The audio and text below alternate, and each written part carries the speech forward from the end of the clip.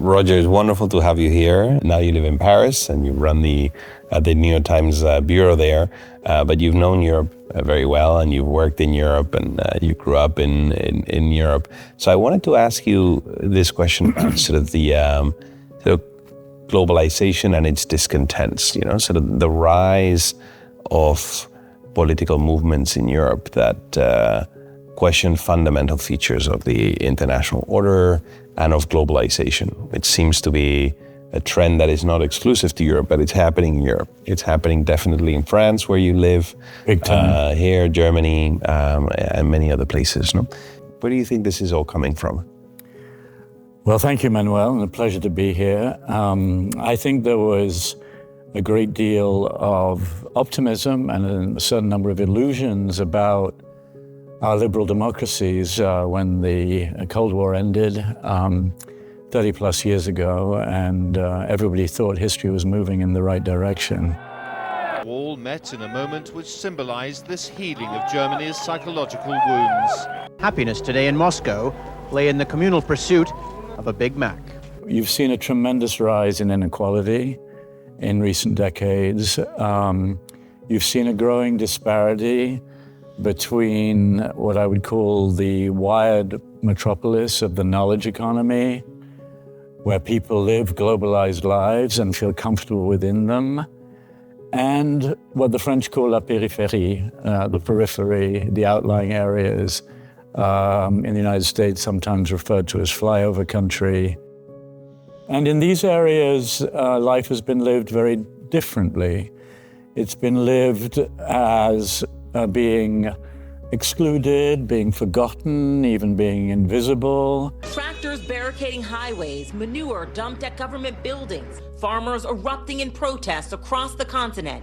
There's been a growing cultural gulf between the city and outlying areas over issues like gender, wokeness, as it's called. Mm-hmm. And so people feel that their way of looking at things is not respected. They've suffered also economic difficulty, very often closing of factories and so on, although Europe is now trying to re-industrialize. So societies both in the US and in Europe have suffered internal fracture. Mm-hmm. And that internal fracture contributes to global fracture because it gives rise to political movements that are nationalist, that want stronger borders, that may be isolationist, America first, and it has its equivalents in Europe. So many people feel there is something wrong with their lives, that maybe their kids will not live better than they did.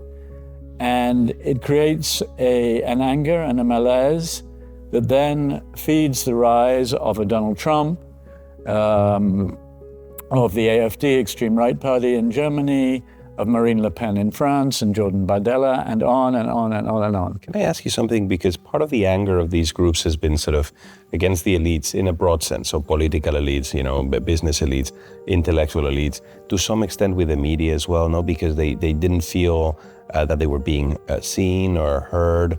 So given your work, no, I mean, how much effort do you put into trying to go out and listen to these folks? Because we've sort of failed, and not just the media. I mean, as an academic, I remember when Trump won, but we had Brexit, then Trump won. I was in the US at the time. I was at Harvard at the time. And nobody saw this coming. Nobody could actually explain it afterwards. I mean, it took a while for this diagnosis that you've drawn, which is sort of the rise of populism as a consequence of a cultural backlash and then an economic fracture. That took some time to actually be produced. So we were very surprised. So this failure of seeing this, I don't know if you agree. Yeah, I think that's an important point. The moment I realized that Trump might well win, I remember it very well. I went to Kentucky precisely because I thought I had to try to understand this phenomenon. It was not only you sitting in New York City where everybody thought the same and thinking you can understand it. And contempt, I think, in Western societies has been a scourge. It's been a scourge because nobody ever had their mind changed by being made to feel stupid. And if you show contempt to people who think differently, but maybe just as intelligent as you are, but they think in another way, causes further polarization and fracture. So anyway, in Kentucky, I met a bunch of people who were going to vote Trump.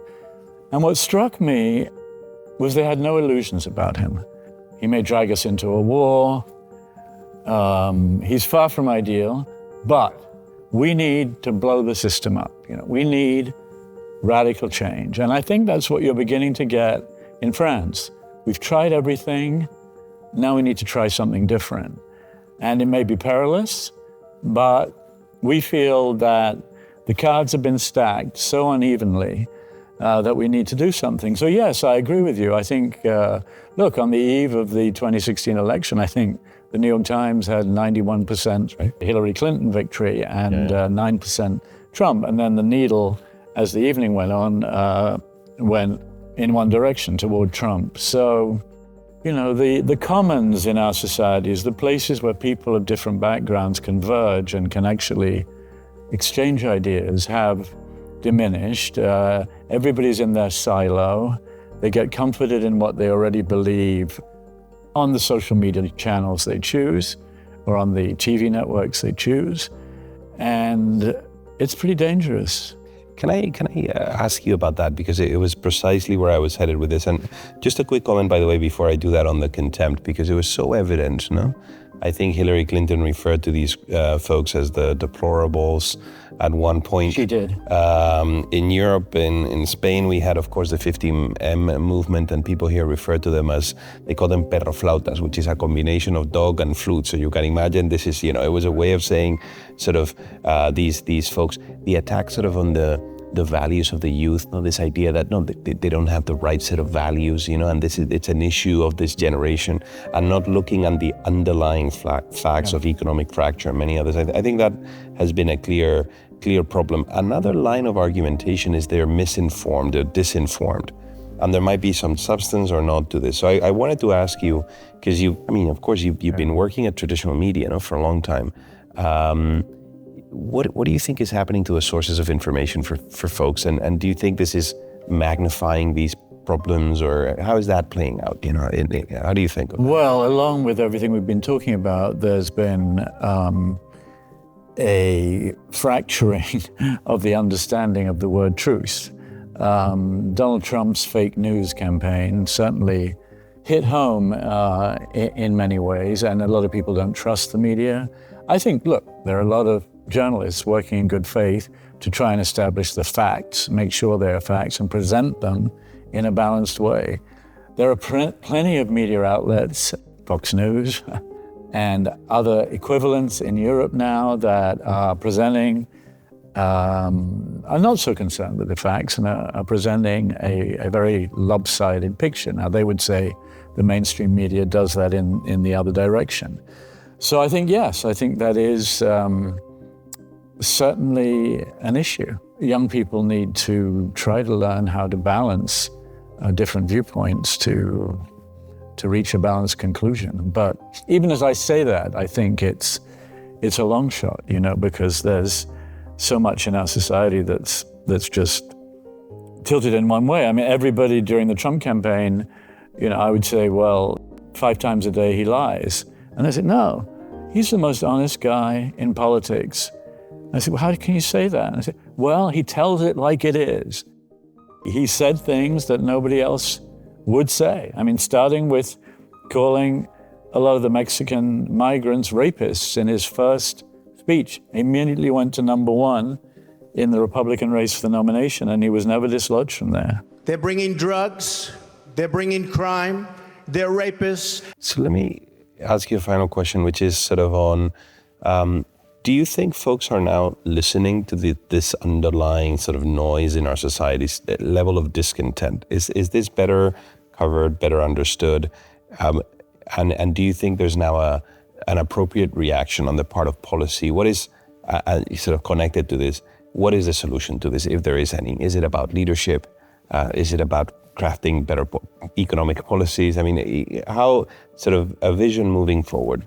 As a last question. I think there's some effort, and I think there's to understand where people are coming from when they want a more nationalist or anti-immigrant approach. It's not an unreasonable position to say that a country should be able to control its borders, and that if you have hundreds of thousands of people coming illegally across those borders, whether it's the border between the United States and Mexico, or it's the border of the 27-nation European Union, which is a completely porous border. Let's not delude ourselves.